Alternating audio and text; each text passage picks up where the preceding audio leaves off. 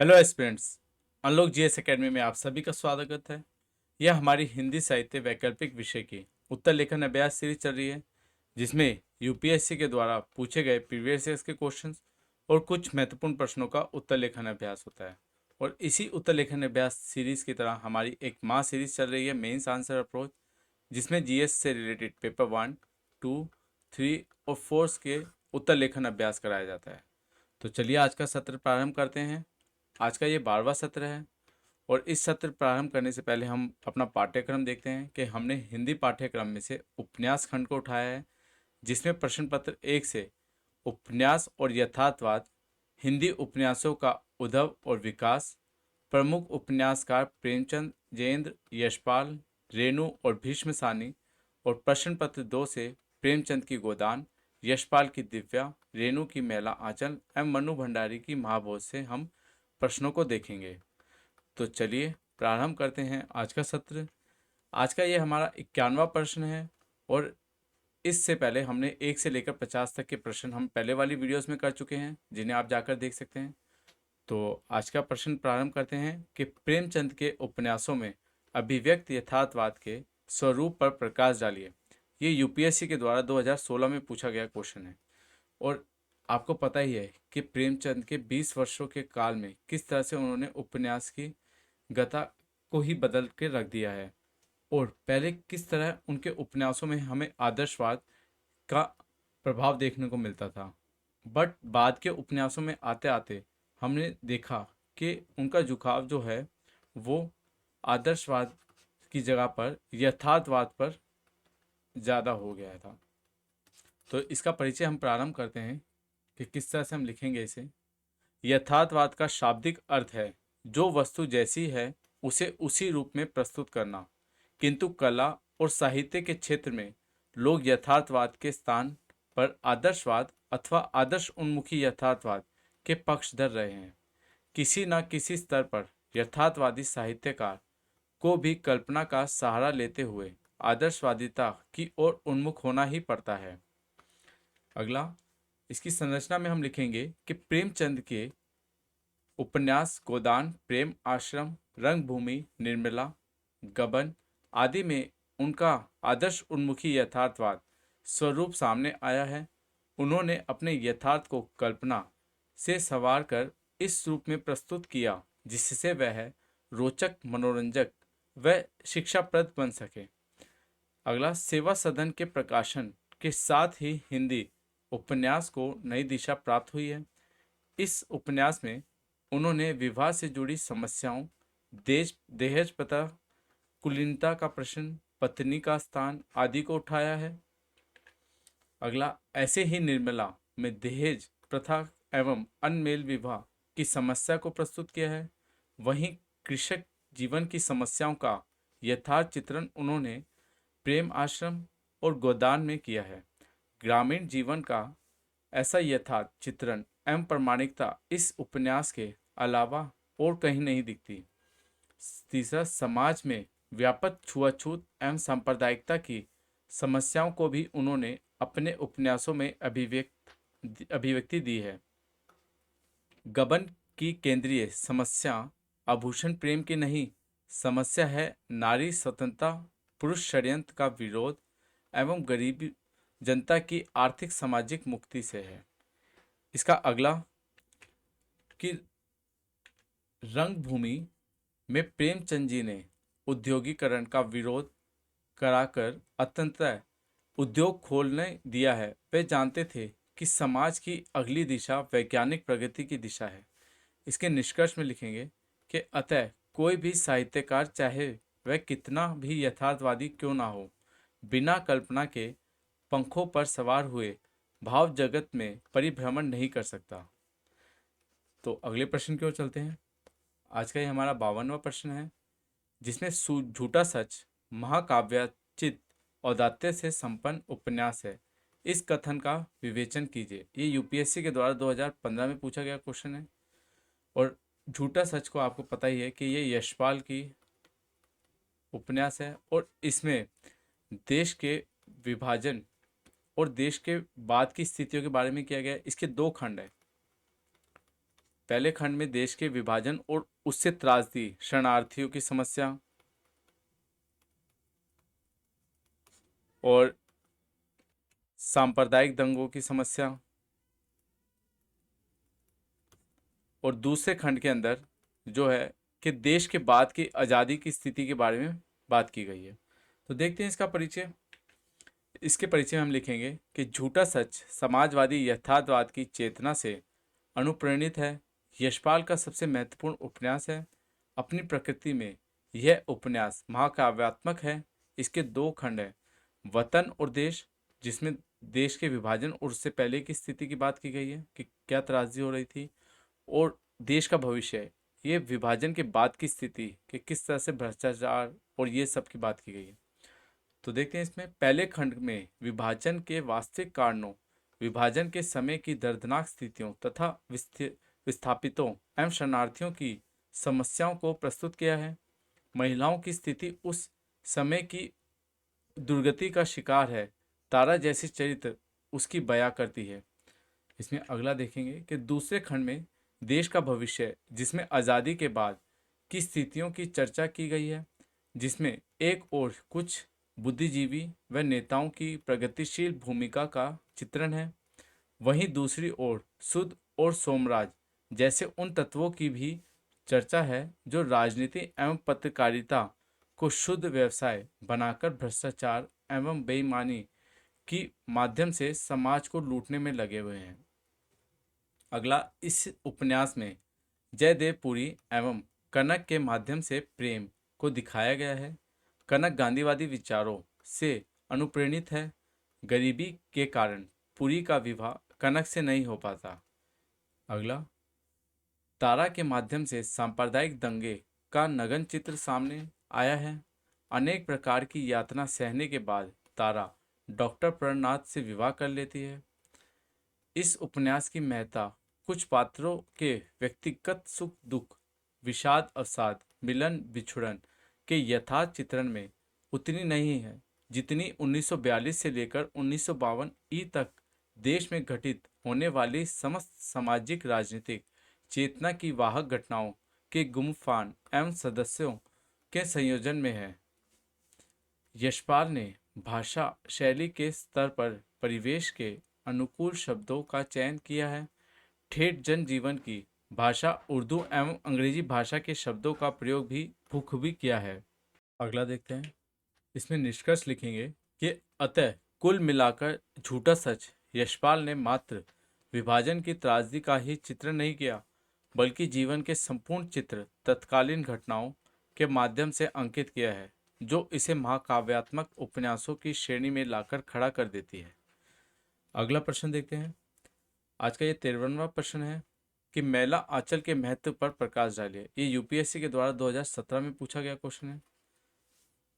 तो देखते हैं इसका परिचय किस तरह से प्रारंभ करेंगे कि आंचलिक उपन्यास में जो परिवेश लिया जाता है वह समय और स्थान में सीमित होता है, किंतु उस सीमित समय और स्थान में जीवन के जितने पक्ष हो सकते हैं, उन पक्षों को जितने चेहरे हो सकते हैं, वे सब उसमें पूरे विस्तार से के साथ विद्यमान होते हैं।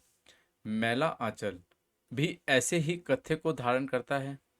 इसकी संरचना देखते हैं कि आंचलिक उपन्यास में भूगोलिक और सांस्कृतिक वर्णन प्रमुख होता है, और यह प्रमुखता इसलिए आवश्यक होती है क्योंकि यही दो पक्ष आंचलिक उपन्यास को आंचलिकता प्रदान करते हैं। मैला आंचल में इन दोनों बिंदुओं पर पर्याप्त ध्यान देते हुए रचनाकार ने जिन जीवन के सारे पहलुओं को, चाहे वे सामाजिक हो, राजनीतिक या आर्थिक हो, यथोचित स्थान दिया है। मैला आंचल में रेणु ने सबसे पहले आंचल का भूगोलिक वर्णन किया है ताकि पाठक अपने आप को उस आंचल में महसूस करे। उपन्यास की शुरुआत में ही भूगोलिक परिचय देते हैं। इसकी कुछ पंक्तियां हैं जैसे, ऐसा ही गांव है मैरीगंज, रोहतहट स्टेशन से 7 कोस पूरब, बूढ़ी कोशी को पार करके जाना होता है। अगला, जाति व्यवस्था भारत के किसी भी सामान्य गांव के सामाजिक जीवन धुरी के रूप में काम करता है। मैरीगंज का पूरा समाज जाति के आधार पर वर्गीकृत है और जातीय किस्म कि झगड़े होना वहाँ सामान्य सी बात है। इसकी कुछ पंक्तियाँ हैं कि अब गांव में 3 प्रमुख दल हैं, कायस्थ, राजपूत और यादव। ब्राह्मण भी अभी तृतीय शक्ति है। गांव के अन्य जाति के लोग भी सुविधा अनुसार इन्हीं तीनों दलों में बटे हुए हैं। अगला, यद्यपि मैला आंचल में नारी की सामाजिक स्थिति पर विशेष रूप से रचनाकार ने ध्यान नहीं दिया है, फिर भी कई प्रसंगों में चलते चलते ऐसी टिप्पणी की है जो नारी के परतंत्र व निम्न स्थिति को व्यक्त करती है। इसके अगला, कि मैला आंचल के अंतर्गत मेरीगंज में सामाजिक रूप से प्रचलित अंधविश्वासों पर भी टिप्पणी की है। यह स्वाभाविक सी बात है कि जिस क्षेत्र का आर्थिक विकास कम होगा, आधुनिक वैज्ञानिक शिक्षा का प्रसार नहीं हुआ होगा, वहाँ सामाजिक जीवन में अंधविश्वासों की प्रमुख भूमिका होगी। इसकी पंक्तियाँ हैं कि डॉक्टर लोग ही रोग फैलाते हैं, सुई भोग कर देह में जहर दे देते हैं, आदमी हमेशा के लिए कमजोर हो जाता है। अगला, आर्थिक जीवन को सबसे महत्वपूर्ण मानते हुए चाहे आरंभ, भूगोलिक व सांस्कृतिक वर्णन अधिक किया हो, लेकिन आर्थिक समस्या को बेहद खूबसूरत नज़रिए से प्रस्तुत किया है। गरीबी उत्पादकता की कमी से नहीं अपितु वितरण की विषमताओं से पैदा हुई है। इसका अगला, मैला आंचल के कथानक का कालखंड वहाँ से आरंभ होता है जब आज़ादी मिलने वाली थी और यह वहाँ ख़त्म होता है जहाँ आज़ादी बस मिली ही थी। इसमें शुरुआती किस्म का लोकतंत्र किस प्रकार का था, किस तरह के दल लोकतांत्रिक प्रतिस्पर्धा में लगे हुए थे और अशिक्षा तथा गरीबी से त्रस्त समाज में लोकतंत्र का कैसा स्वरूप सामने आ रहा था, इन सभी पक्षों को रेणु ने पर्याप्त विस्तार के साथ व्यक्त किया है। अगला, आंचलिक उपन्यास में सांस्कृतिक पक्ष अत्यंत महत्वपूर्ण होता है। आर्थिक, राजनीतिक और सामाजिक स्थितियों आमतौर पर विविध क्षेत्रों में एक सी हो सकती हैं, अतः उनका साधारणीकरण आसानी से हो जाता है क्योंकि किसी स्थान की भूगोलिक एवं सांस्कृतिक पक्ष ही उसकी विशिष्टता स्थापित करते हैं। इसमें निष्कर्ष लिखेंगे कि स्पष्ट है कि मैला आंचल का आंचलिक उपन्यासों की सभी कसौटियों पर खरा उतरता है। दरअसल सच तो यह है कि हिंदी में आंचलिक उपन्यासों के लिए कसौटियाँ खुद मैला आंचल ने गढ़ी हैं। इसके बाद कई लेखकों ने आंचलिक उपन्यास लिखे पर कोई भी मैला आंचल की टक्कर में खड़ा नहीं हो सका। यहाँ तक कि स्वयं रेणु द्वारा 1957 में रचित आंचलिक उपन्यास प्रति परिकथा भी इसके सामने फीका ही नजर आई और भूगोलिक परिचय देने के बाद इसमें समग्र जीवन का अंकन जो शुरू होता है और साथ ही सामाजिक, राजनीतिक और आर्थिक पक्ष अपने हर रूप रंग में व्यक्त होते चलते हैं। इससे इसकी महत्वता बढ़ जाती है। तो अगले प्रश्न की ओर चलते हैं। आज का ये हमारा 54वां प्रश्न है। जयेंद्र कुमार का गद्य लेखन व्यक्ति को गुम होती पहचान को उभार कर सामने रखता है, विवेचन कीजिए। ये यूपीएससी के द्वारा 2018 में पूछा गया क्वेश्चन है। और आपको पता है कि जयेंद्र कुमार मनोवैज्ञानिक उपन्यास के लेखक हैं और वह बाह्य जगत की जगह अंतर जगत, व्यक्ति के अंतर जगत और मनोविश्लेषण की सूक्ष्म सूक्ष्म छोटी छोटी चीज़ों के ऊपर उन्होंने उपन्यास लिखे हैं। और वह घटनाओं के ऊपर नहीं, किसी एक छोटी सी ही और व्यक्ति के अंतर्मनन की घटनाओं पर, मतलब अंतर्मनन की चिंता पर ही उपन्यास उन्होंने लिखा है और उभारा है। और इनके अगर हम देखेंगे कि जो अधिकतर उपन्यास हैं वो मोस्टली नारी चेतना के ऊपर लिखे गए हैं। तो इसका परिचय हम देखते हैं कि जयेंद्र ने साहित्य में जीवन की आंतरिक गहराइयों को अभिव्यक्ति दी है। हिंदी में दर्शन, मनोविज्ञान और अध्यात्म को कला चेतना के साथ संयुक्त करने का श्रेय जयेंद्र को प्राप्त है। उन्होंने निबंध, कहानी, उपन्यास, संस्मरण, जीवनी तथा आलोचना आदि कई गद्य विधाओं को समृद्ध किया है। इसकी संरचना में लिखेंगे कि जयेंद्र मनोवैज्ञानिक यथार्थ के उपन्यासकार हैं। वे प्रेमचंद की तरह समाज या व्यक्ति को बदलने का प्रयास नहीं करते, बल्कि व्यक्ति के अंतर्मनन तथा उसे प्रभावित करने वाली घटनाओं को सूक्ष्म विश्लेषण करते हैं। उनके पात्र समाज से कम, अपने आप से अधिक लड़ते हैं। उनमें स्थूल सामाजिक नैतिक संघर्ष के स्थान पर आत्मसंघर्ष और जटिल मानसिकता मिलती है। अगला, जयेंद्र के उपन्यास में घटनाएं विरल हैं, इसलिए चिंतन और विश्लेषण गहरा हो जाता है। मन की भीतरी संरचनाओं में छिपे सत्यों को व्यक्त करने के प्रयास में उनकी भाषा भी बेहद प्रतीकात्मक हो जाती है। जयेंद्र ने भाषा अत्यंत प्रतीकात्मक की है, क्योंकि सीधी सपाट भाषा में मन की गहराइयों को व्यक्त करना संभव नहीं होता।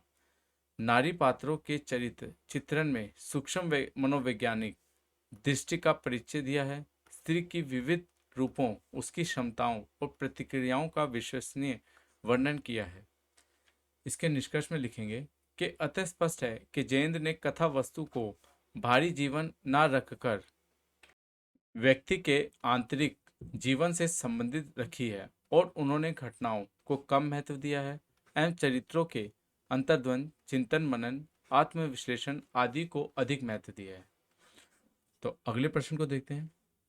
आज का ये 55वां प्रश्न है, जिसमें यशपाल की विचारधारा पर एक संक्षिप्त लेख लिखिए। ये यूपीएससी के द्वारा 2018 में पूछा गया क्वेश्चन है। ये आप अपने स्तर पर लिखेंगे। इसमें मैं थोड़ा सा बताता हूँ कि समाजवादी, भैया आप लिख देंगे कि परिचय के अंदर जो समाजवादी यथार्थवाद लेखक हैं, एक तो यशपाल, और उनके उपन्यासों में पर मार्क्सवादी विचारधारा का प्रभाव देखने को मिलता है।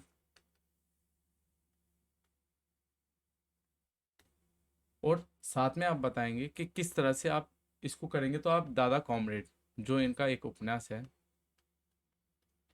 उसमें किस तरह से वे क्रांतिकारी दलों के साथ जुड़े हुए थे, और वह खुद भी एक क्रांतिकारी थे, और क्रांतिकारी दलों के साथ रहते हुए किस तरह से जो कार्यविधियों का क्रांतिकारी दलों की कार्यविधियों का विश्लेषण उन्होंने किस तरह से किया है, वह भी आप इसमें बता सकते हैं। और साथ ही देशद्रोही में आप बताएंगे कि 1930 से 1942 तक की देश में जो राजनीतिक स्थितियां किस तरह से उभर रही थी और किस तरह से राजनीति में चेंजिंग्स आ रहे थे, आप उनके बारे में बता सकते हैं। और इसी तरह दिव्या के ऊपर थोड़ा सा एग्जाम्पल देखें।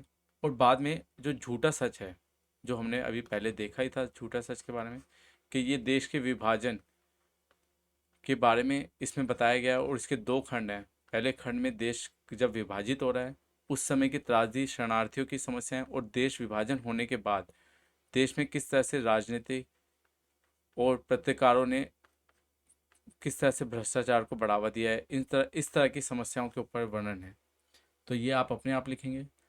अगला प्रश्न है प्रश्न नंबर 56वां, जिसमें उपन्यासकार जयेंद्र की नारी दृष्टि पर टिप्पणी करिए। ये यूपीएससी के द्वारा 2015 में पूछा गया है। और इसी तरह का हमने नारी चेतना पर, जयेंद्र की नारी चेतना पर हमने क्वेश्चन किया था, जो क्वेश्चन नंबर 49 है लास्ट वीडियो के अंदर। आप उसे देख सकते हैं और इसे भी आप अपने स्तर पर लिखने का प्रयास करेंगे। तो आज का सत्र हम ख़त्म करते हैं, और इसी तरह के वीडियोस को चैनल को आप सब्सक्राइब करें and press the bell icon. और हैंड रिटन नोट्स के लिए आप टेलीग्राम चैनल ज्वाइन कर सकते हैं, इंस्टाग्राम पेज लाइक कर सकते हैं एंड फेसबुक पेज लाइक कर सकते हैं। Thank you.